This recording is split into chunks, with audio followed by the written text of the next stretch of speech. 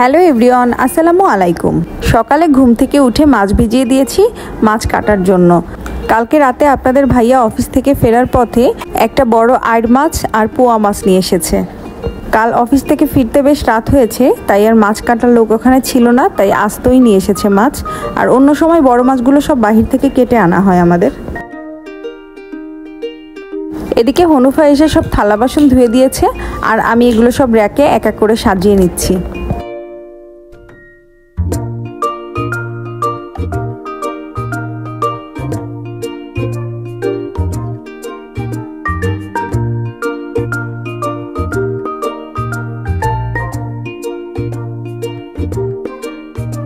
আজকে দুপুরের জন্য রান্না করব পোয়া মাছ ভুনা আর উস্তে আলু দিয়ে পাবদা মাছের ঝোল। এই তরকারিটা বেশ আমাদের ভালোই লেগেছে, তাই আপনার ভাই ছুটির দিন হলেই বলে এই তরকারিটা রান্না করো।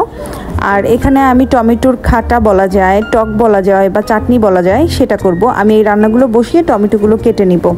এদিকে রান্না বসিয়ে দিয়ে আমি একটু শরবত বানিয়ে নিচ্ছি। ভীষণ গরম পড়েছে, তাই লেবু দিয়ে শরবত বানাবো।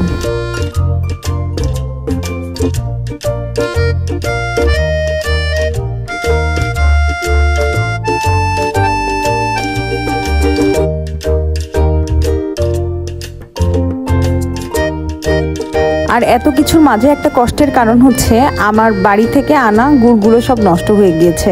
আমরা সাধারণত গুড় অনেক পছন্দ করি, সেগুলো খুলনা থেকে আর ফুলতলা থেকে আনা হয়। এগুলো এনেছিলাম, কিন্তু এগুলো সব নষ্ট হয়ে গিয়েছে। আসলে প্রতিবার আমি গুড় ফ্রিজে রেখে দিই, বাট এবার আমি ফ্রিজে রাখিনি, গুড় বাইরে রেখেই বাড়িতে চলে গিয়েছিলাম। এসে দেখি সব গুড়গুলো কেমন গন্ধ হয়ে গিয়েছে, নষ্ট হয়ে গিয়েছে, খাওয়ার উপযোগী নেই। আসলে হয়তো রিজিকে ছিল না, কিছু করার নেই, কিন্তু খুব খারাপ লাগছে। এতগুলো গুড় একসাথে নষ্ট হয়ে গেল। আসলে পছন্দের জিনিসগুলো যদি এভাবে নষ্ট হয়ে যায় তাহলে আসলেই অনেক খারাপ লাগে।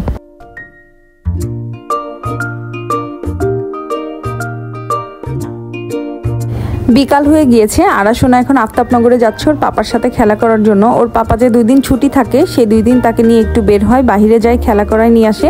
আসলে আমি তো আর মেহেরিশকে নিয়ে ওইভাবে পারি না, যেহেতু অনেক ছোট, দুজনকে আমি ম্যানেজ করে বাহিরে নিয়ে যেতে পারি না এখন আর ওকে। তো আজ এখানেই শেষ করছি। সবাই ভালো থাকবেন, সুস্থ থাকবেন, আল্লাহ হাফেজ। প্লিজ আমার চ্যানেলে একটি সাবস্ক্রাইব করে দিবেন এবং আমার পেজে একটি ফলো দিয়ে যাবেন। ধন্যবাদ সবাইকে।